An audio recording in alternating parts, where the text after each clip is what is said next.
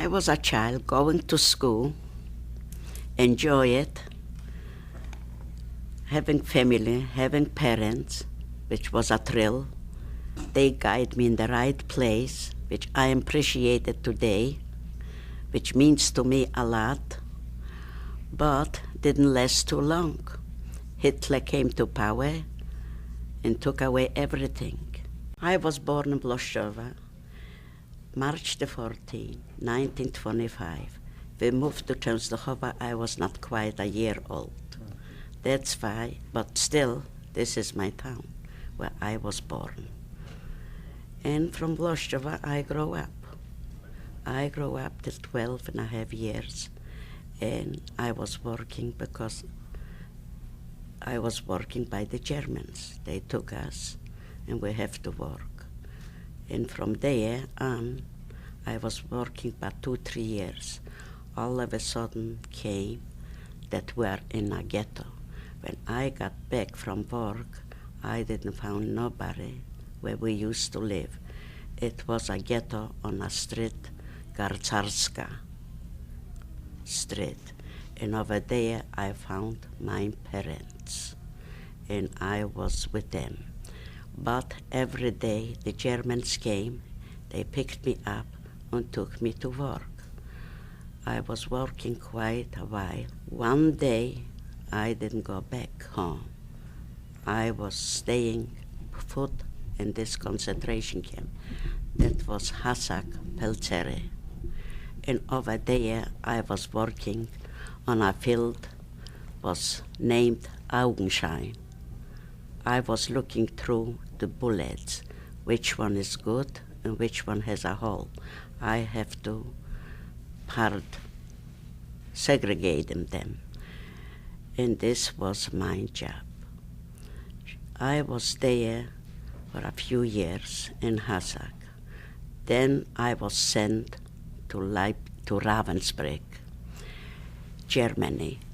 I was in Ravensbrück by 8 days. We were staying in the morning, 2 o'clock in the morning, or an appel, and one woman was missing. We were staying the whole night till they found her. She was asleep, and she wasn't on the appel. That's why we were punished to stay outside, freezing, no clothes on it, to keep us warm, nothing. But somehow we survived, staying in the lines. It was a long, long line. All of a sudden comes a German, and I recognized him. He was the leader in Hasak Pelzeri. He came to me close. He said, "Was machst du hier?" I didn't answer him. Why? Because next to me was staying the leader from Auschwitz. That was a woman, and she was holding something like a stick. And if she would hit me, I don't know if I would be here. Somehow, I survived. And this German sent me to Leipzig. And Leipzig was a different thing. They gave me every morning a half a loaf of bread. But this didn't satisfy me. I am still away from my father and from my 2 brothers, what I left in Poland. But I can nothing do to it. That's the way it was. But being in Leipzig, when I came to Leipzig, they sent me to a different camp that was on the other side. And I was there, and I couldn't eat. I accumulated those 2 half loaf of breads, but it was no place where to hide. Then the leader from the barrack came to me. "Look, here are inspections. They are coming every day, every second day, and checking what goes on here, if it's clean, and if it's everything in order." And she said to me, you cannot have this bread here, because if they will check and they will find this, you're not going to be punished. I'm going to be punished. I am responsible for it. And what to do? I gave the bread away. I gave away. And this was the end. Then I went to work. I was working also in a place where I controlled the bullets, the same thing, which one is good and which one is bad. The bad, I have put it in a different barrel, and the good one different. When the barrel was full, I have to write it down how many bullets is in the barrel. When I wrote it on, and these barrels went to Częstochowa, to the washery, to wash this. Sure enough, my brother was working on this field. And when he took it out, on the top was the little piece of paper, how many bullets are in it. He recognized my handwriting. But what is good? He can nothing do. But at least for them was a big help that I am alive. This was the only thing. From Poland, from Hasak Pelchery, I was sent in September 1944. Being there, it wasn't easy for me to get away from everybody, what I was dear to me. But I couldn't do nothing. Working at the table, looking through, segregating the bullets, the good bullets in a different barrel and the bad in a different barrel. Fine. All of a sudden I looked at to the corner, is sitting what is watching us. That was from Śląsk. I don't know how to say this. She was from Śląsk and she was watching us, not to talk to the outsiders, because at my table was working from outside Leipzig, people coming in to work. And we were Häftlings, It's not allowed to mix with them. Sure enough, they brought me even food, and she didn't see it. Fine, I didn't need the food, I didn't want the food, but it was a nice gesture, to bring. She is sitting in the corner and eating her lunch. In her lunch was a salted piece of herring, and was the top from the head. She was through, and she threw it away in garbage can. And I was watching her when she will move away, go someplace. And I went to this garbage can, and I picked it up, this herring. And this herring, I picked it up and rubbed it in paper and took it to my barrack. And every morning before I left to work, I took a leg of this herring and holds me. It was a not nice thing, but I have to do it. I was hungry for it. And this was the end. In this, I was keeping for 4 weeks. From over there, they took me to the big barrack in the front where everybody was. I don't know how many thousands of people was. It was not easy to find. Somehow I found people, but they knew my husband. This time was not my husband. I didn't even know him, And I told them from where I am, and they took care on me. That was a big help for me because I was new in this barrack.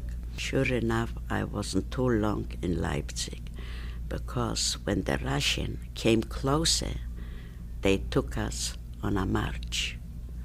We marched over almost the Elbe. And no food, nothing. What we took just a blanket on us. And it was raining, and the blanket got really soaked. The blanket was heavier than I, and I couldn't hold it on my shoulders. A Russian girl took from me. What she did, I don't know. I don't know how I survived. Then, from over there, In the march, we didn't know if we are free or not because nobody was watching us. Sure enough, we went where I don't know. Wherever I went, I saw it soldiers laying dead. They've been laying. It was a disgrace to describe how was it. But we went through. We went through.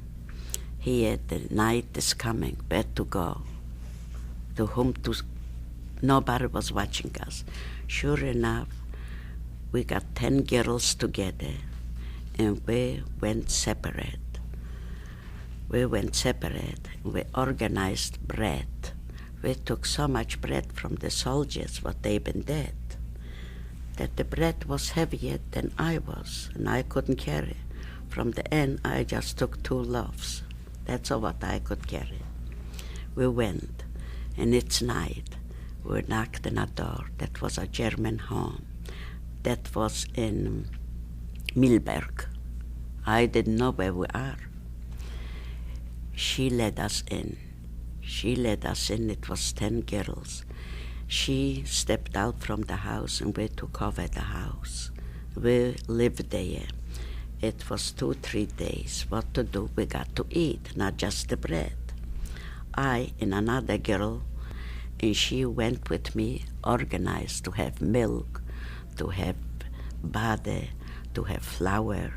With us was a lady. She was this time 40 years old. We were still young.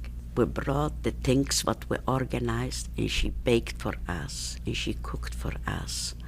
One day I said to the girls, look girls, I'm gonna find myself a buggy and whatever I have, and put the foot on this buggy, and I'm gonna hit the road. Where I am going, I don't know. I don't know Germany. This time it was not even a train running. It was no flights. We didn't have money, even would fly. What to do? I and another girl went with me to pull my buggy together. And this girl, when it was put together and we were pulling, then we saw a train, and the hand from this buggy was so dark, like the ground, like coal. What to do? Wash the top the head. With what? Where's water? We went to the train. From the train is coming out the steam. And from the steam turns to water. With this, we wash the hands. We wash the hands, fine. Sure enough, walked through 10 guys, Jewish guys. And when I talked to the other girl, the Jewish guy stopped us. Hitler left Jewish girls alive? I said, we are here.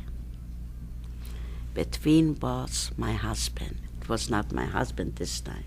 I didn't knew him, nothing. When he spotted me, wherever I went, this man went after me. He didn't leave me. The other boys went someplace else. He was with me. And thanks to him, I survived.